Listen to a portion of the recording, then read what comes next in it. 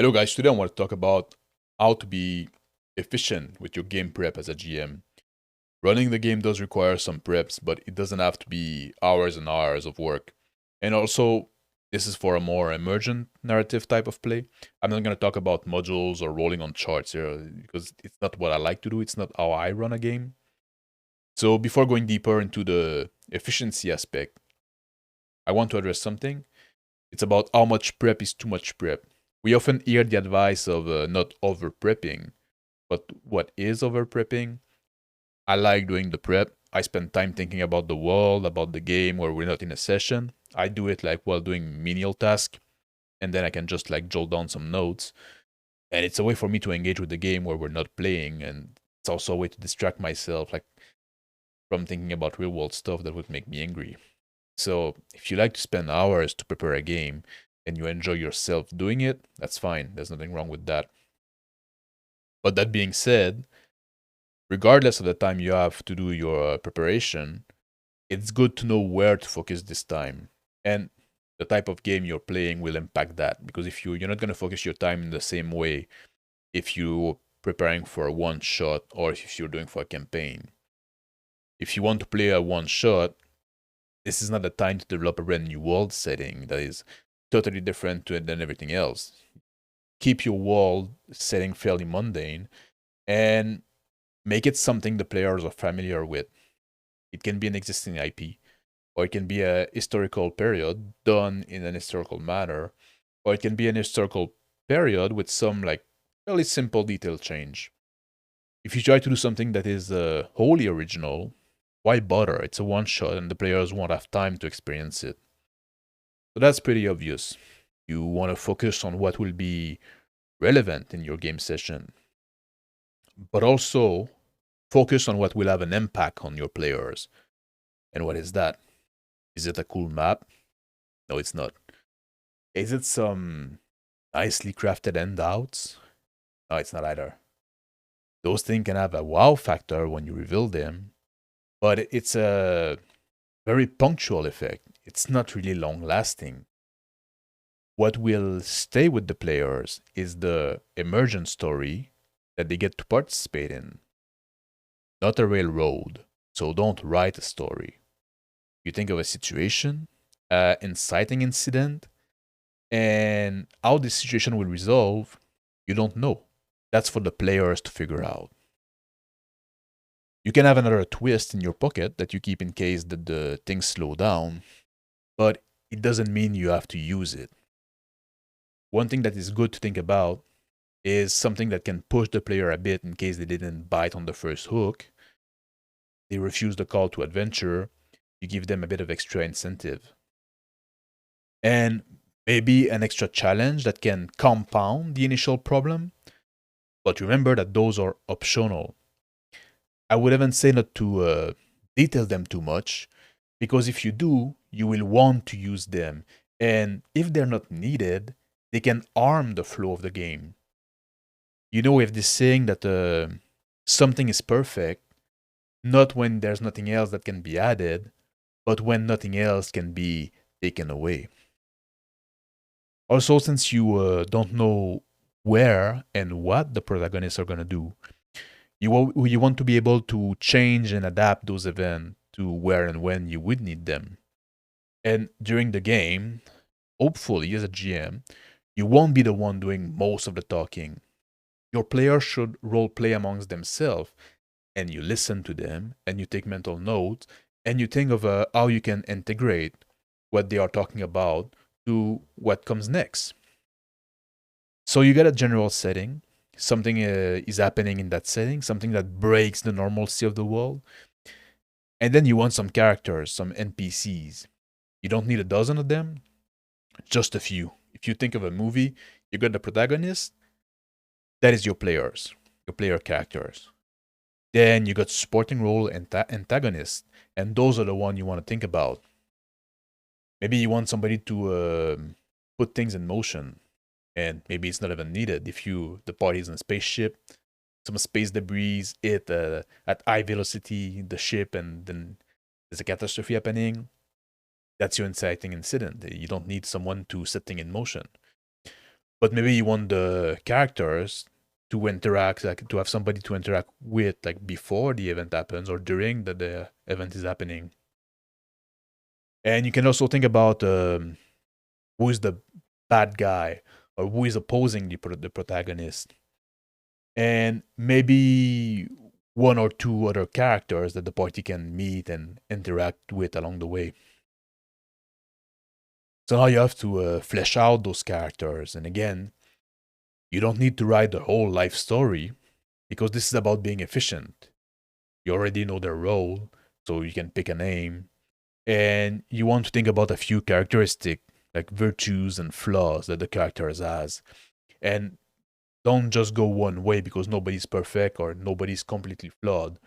You can have like this guy is lazy and not very bright, but he's quite brave, or this guy is stubborn and rigid, but he has a really good heart. And obviously, you don't tell that to your player. Like, this is for you to know how to role play them.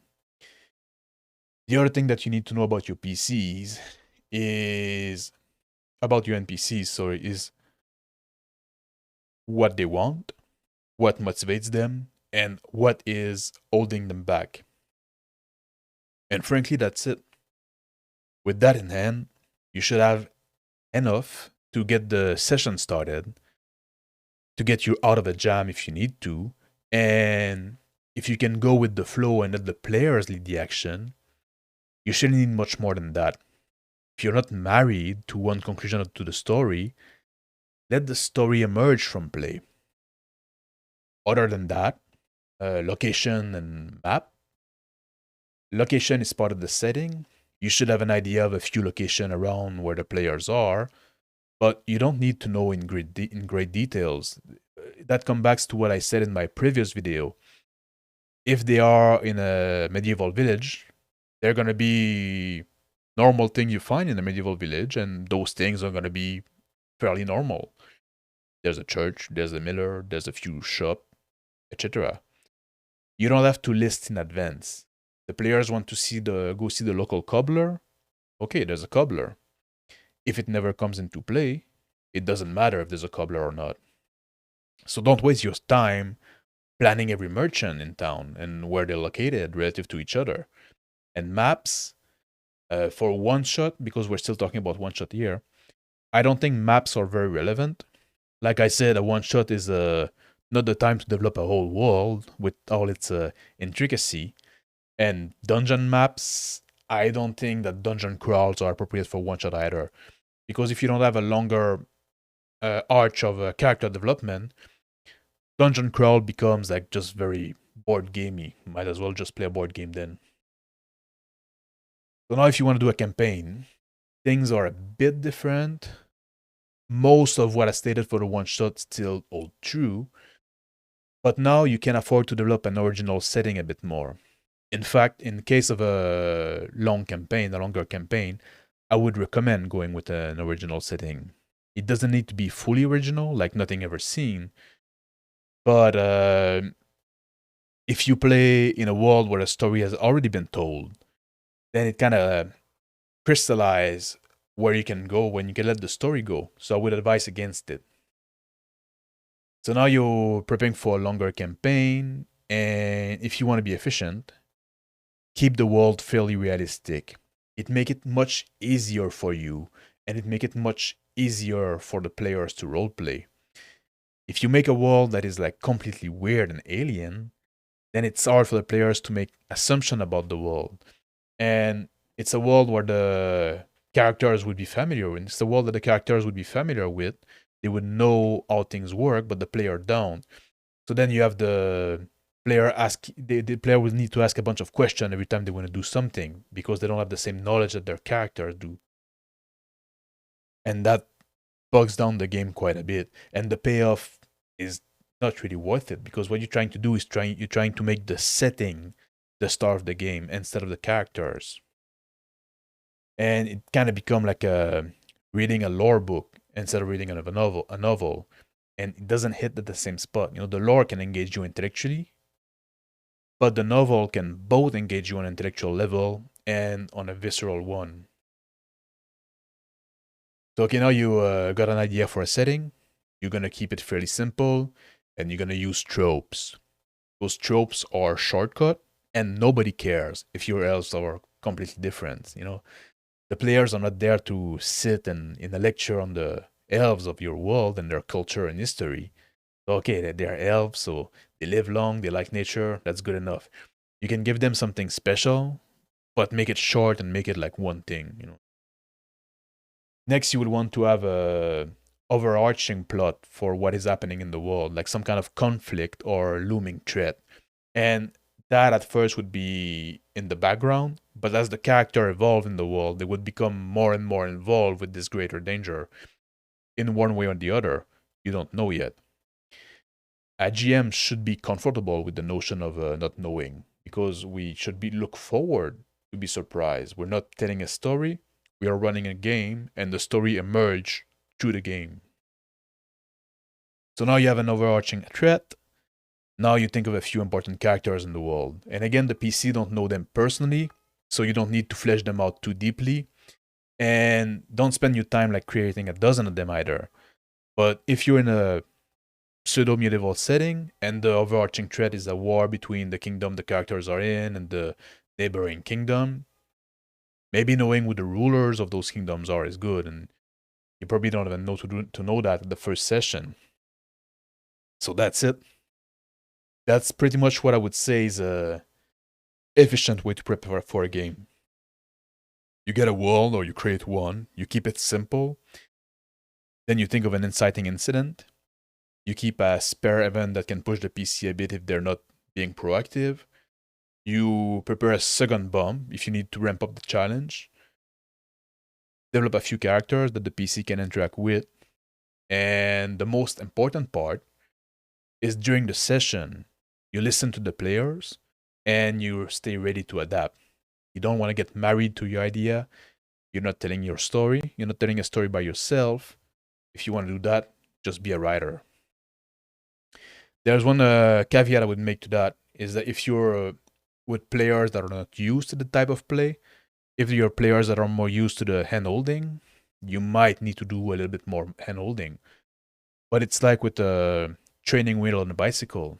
At first they're there, but then you bend the bracket a bit, so the wheel only touches the ground if the kid loses balance, and then you take them off. If you don't like the advice I gave here, you can just roll on charts for everything. That's a whole different style of GMing. Or you can just guide the players through a model. And again, it's not my cup of tea. I just don't like running this kind of game. But let me know down below what is your number one trick for an efficient game prep.